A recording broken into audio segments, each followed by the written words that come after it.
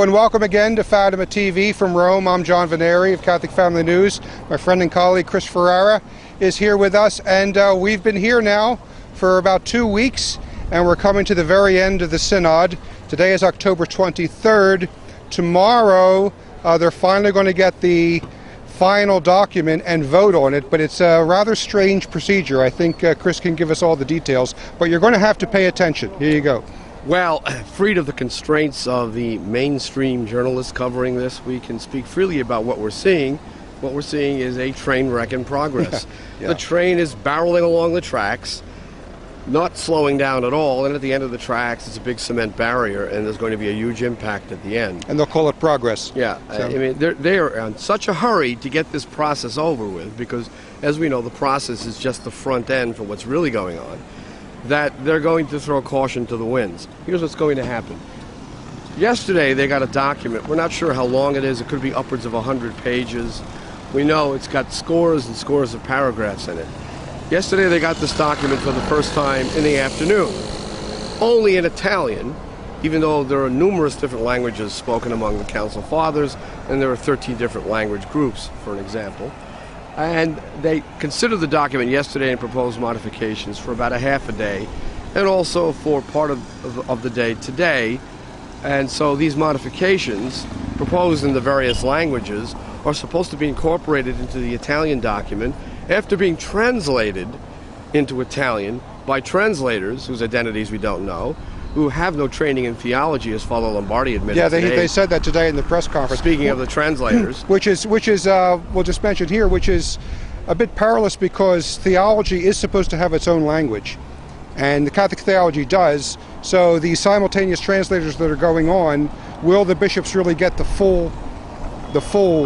complete message of what's being read to them?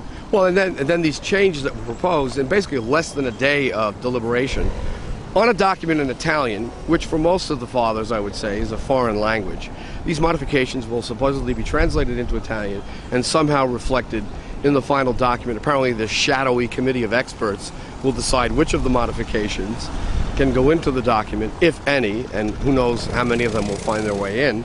And then tomorrow there will be the vote in the morning, and the document produced tomorrow, the final document, will likewise be only in Italian, because there simply isn't any time to provide translations of any kind, let alone reliable translations. And then get this, someone is going to get up in the hall, I'm not sure who it was, I missed the identity of that person, maybe the Relator General, I don't know. Someone will get up and read this massive document aloud in Italian only, yes, for simultaneous translation by various translators who, as Father Lombardi said, they're very trustworthy, even if they don't have degrees in theology.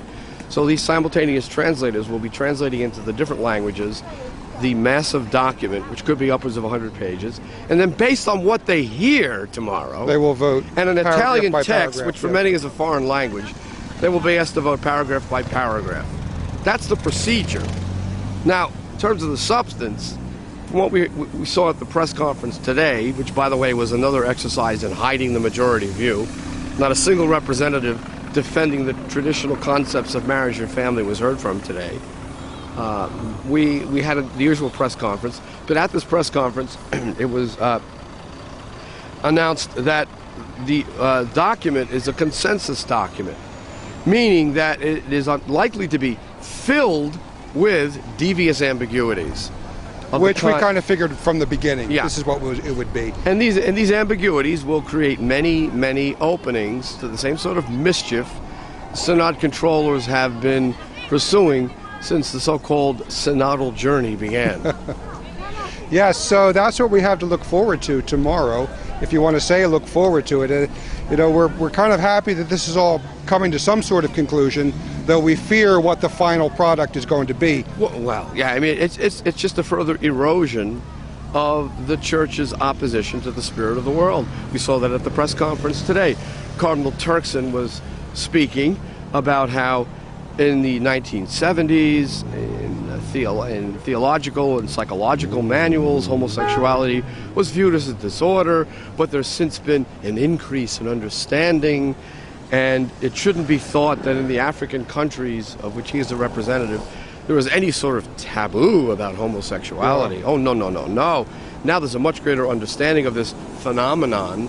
So even Turkson, the liberal among the African prelates, is suggesting that the church should no longer regard homosexual activity to be what even the New Catechism says it is, intrinsically disordered and something that can in no way be tolerated. Well, you know, we've said this to each other a couple times throughout the week. When you get to the point where the highest echelons of the church are now going soft on homosexuality, and they want to include them in this big, warm, welcoming embrace, folks, it's the end. I mean, where do you go from here? Bestiality?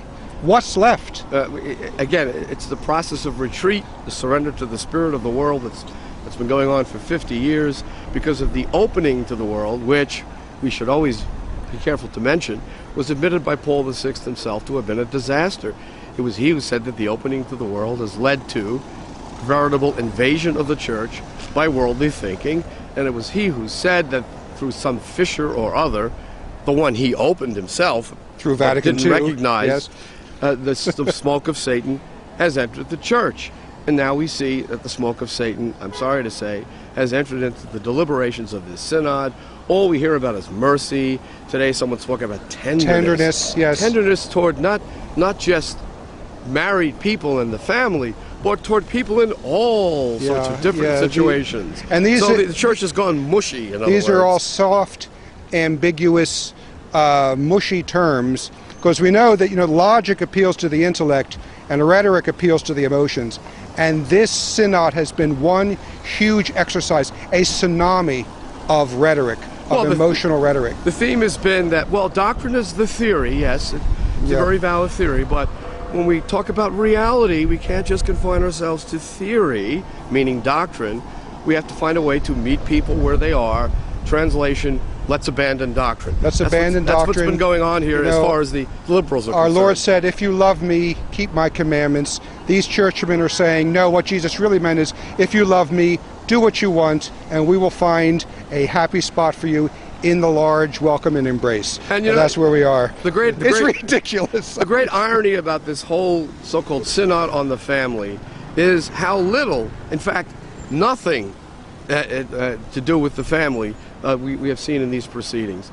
This has not been a synod on the family at all. It's been a synod on how to find ways to accommodate the divorced and remarried, homosexual activity, cohabitation, contraception, and basically endemic sexual sins in general, through new language, through a new pastoral approach, and almost nothing was said about traditional marriages being not just the ideal, but God's plan to which we must adhere. Nothing is said about chastity. Nothing is said about sin of a sexual sort at all. The concept of sin is something to be abhorred, and something one must rise above with the influence and the help of divine grace. Well, none of that was discussed. And I'm going to go out on a limb here, too, and say that when a churchman gives the impression that there's no such thing as sin, as far as sexual sins, I can't help but look at them and say, then what is your personal life like? If you are saying there's no sin for others, intrinsically you're saying that, implicitly you're saying there's no sin for me either. So this casts a shadow of doubt on the integrity of the fathers themselves who speak this way.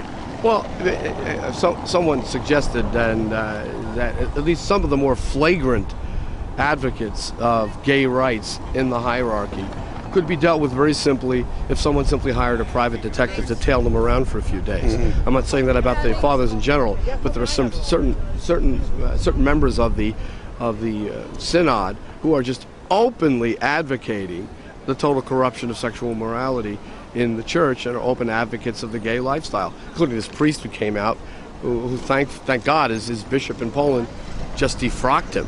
So there hasn't been a complete loss of morality among the bishops. But this gathering here has been nothing but the attempt to create an opening even greater than the one that existed before for the sexual revolution to enter the church. So there's a lot to talk about, and we will be here tomorrow for the close of the Synod to give a summary based on what they tell us, and also to give a summary about what we can find out behind the scenes on our own. If the document is even made available. If the document's even made available. So anyway, that's all for today. Fatima Television, John Vennari, Chris Ferrara. We'll see you next time.